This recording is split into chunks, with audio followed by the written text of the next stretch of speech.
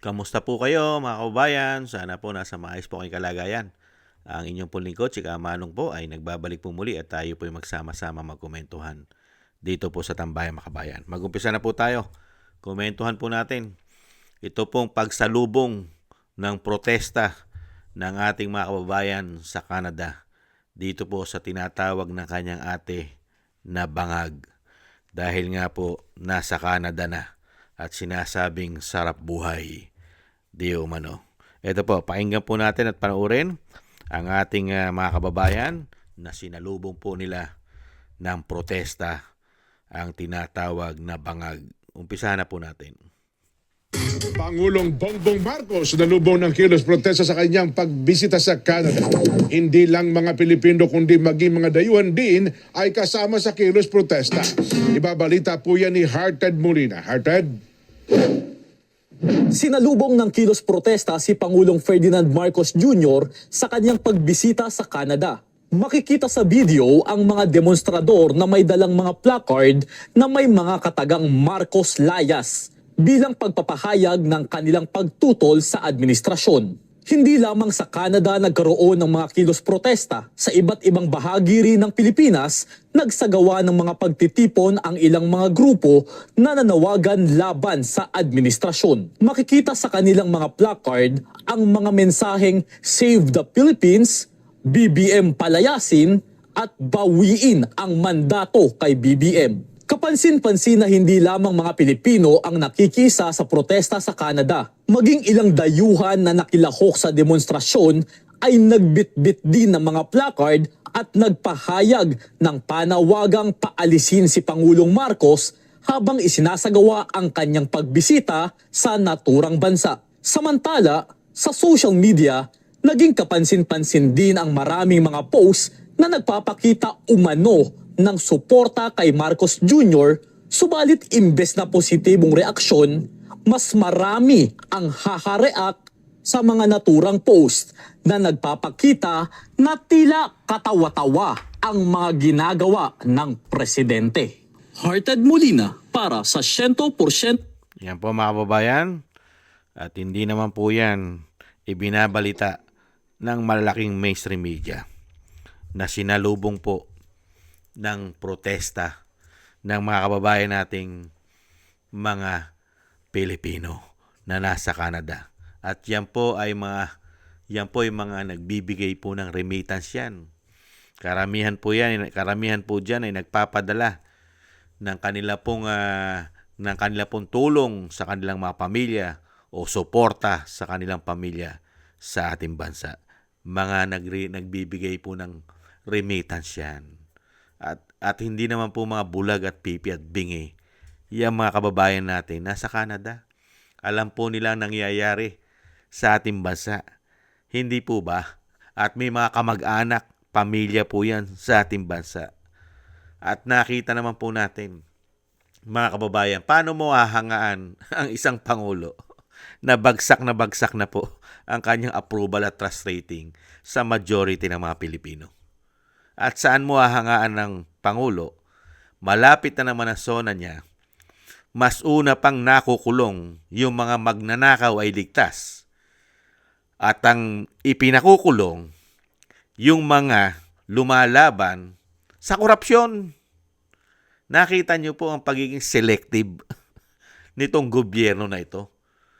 Katunayan po niyan, di po ba? Isinampa na rin po ni Boying ng Ombudsman ang kaso daw pong plunder dahil sa donasyon sa kampanya ni Marcoleta.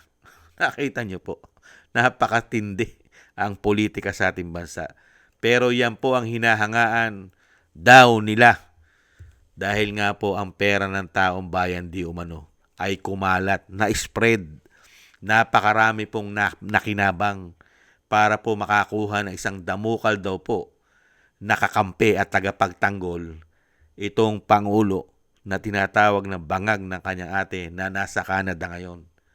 Dumami po ang kanyang tagapagtanggol sa kabila ng napakarami pong issue ng kanyang panunungkulang korupsyon.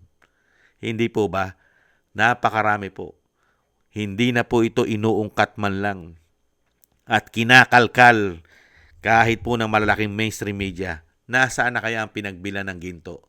Nasaan na kaya ang Maharlika Investment Fund? Nasaan na kaya itong issue ng PhilHealth? Nasaan na kaya itong issue na mga kaperahan sa insurance na magpuprotekta sa atin, insurance sa mga bangko, ito pong PDIC. Nasaan na po kaya yan? Yung mga issue na yan. At nasaan na po ang issue ng GAA na naging gago? At nasaan na rin ang mga issue ng flood control, mga congressman, mga senador? Nasaan na? Nakulong na po ba? At nililitis na po ba sila? Hindi pa. Mag-i-impeach pa nga ng Vice President eh. Hindi po ba? Kaya nakita po natin ngayon, ang pera ng Pilipinas, ang pera ng taong bayan, alam mo na kung saan napupunta.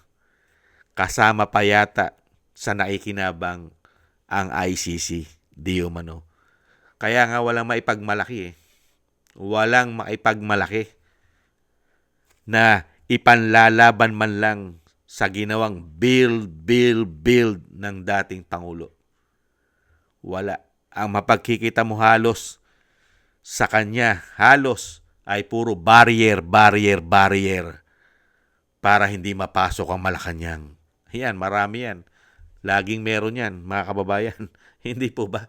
Kaya itong ating mga kababayan sa Canada, hindi lang naman po sa Canada eh. Hindi naman po nila pinapakita eh. Noong nakaraan po, matindi rin po naging protesta sa Japan na mga kababayan nating mga nasa Japan, mga OFW natin sa Japan. Matindi rin po. Di po ba? Napakahirap po kasi natanggapin na meron tayong Pangulo na dinala lang po ang ating bansa sa kumunoy. Di umano. Binaon tayo sa utang. Malapit na pong maging 19 trillion ang utang ng bansa na wala pong pinatunguhan ang kanyang inutang. Di umano. Meron naman palang pinatunguhan. Pagka po ang mga sinabi ng mga ex-soldiers, ex-bodyguards, ex-marine, meron pong pinatunguhan. Nilagay po sa mga malete. Karamihan eh. May pinatunguhan. Na-spread. Hindi po ba? At nahandyan na naman po siya sa Canada. Hindi kaya mangungutang na naman sa Canada. Dahil nung nakaraan sa Japan, mukhang nangutang na naman sila doon. Di umano. Kaya po ang ginagawa po sa atin, puro utang dito, utang doon. Mga kababayan, ibang klase pagdating po sa pagiging greedy at kleptomaniac pagdating yata sa pera ang administrasyon na ito. Mga kababayan, ibang klase po. Dahil nga po, wala na po kasing check and balance ang ating ang Pilipinas ngayon. At wala na rin po tagapagtanggol ang Pilipinas ngayon. Okay lang po ang bansa ay malubog sa pagkakautang, bumagsak ang ating ekonomiya. Di po ba? Okay lang yan. At okay lang po na puro magnanakaw na po ang nakaupo sa gobyerno. Okay lang. Okay lang po yan sa mga men in uniform natin. Ibang-iba. Samantalang kay ERAP, wetting lang ang issue. Mga kababayan, tinanggal na nila. Samantala ngayon, isang damuka lang issue, baon pa sa utang ang bansa nang walang pinatunguhan di umano, nananatili sa kapangyarihan. Ganyan po katindi ngayon. Pera-pera na lang. Pera-pera, mga kababayan. Lahat po ay nabibili na di umano ng pera. Pati yata ang malalaking media ay nabibili na rin di umano dahil sa pakinabang. Hindi kaya, yan po mga kababayan, ang kaganapan po na pagsalubong po ng ating mga kababayan sa Canada na meron pong galit at inis sa Pangulo na dinala po tayo sa pagkakalubog, mga kababayan. Maraming salamat po sa gusto po natin tambayan mga kababayan sa YouTube at TikTok at sa mga nagko-comment, like, share, and subscribe. At sa mga subscribers po natin, tuloy-tuloy po na nagsusubscribe, maraming salamat po sa inyo. Thank you po. At shoutout din po sa mga nagbibigay po ng tulong at biyaya. Shoutout po kay Eric Hershow from Canada, kay Jem Aris from United Arab Emirates, Baby Roman at Ate Isa from Cagayan Valley, Ani Jo, kay Tatay Nick from Toronto, Canada, kay Jesus Valdepena, Rolando Guerrero, Milayi, Felipe Shapno from Texas, USA, at kay Ma'am LB at Shermani from North Miami, Florida, USA, Mika Ligaspi, Frank Zamora from California, USA, Romulo Di Vinagracia from Bacolod City, Kingston from Hong Kong, Jake Yahut from California, USA, Gina Ray from Berlin, Germany, Julieta Silona from Sydney, Australia. Thank you po sa inyo. Shoutout po sa inyo lahat, mga kabayan. At ingat-ingat po kayo sa inyo po mga paggawa. At God bless po sa inyo lahat. Taste lang po tayo, mga kabayan. Muli po, paalam. Bye-bye.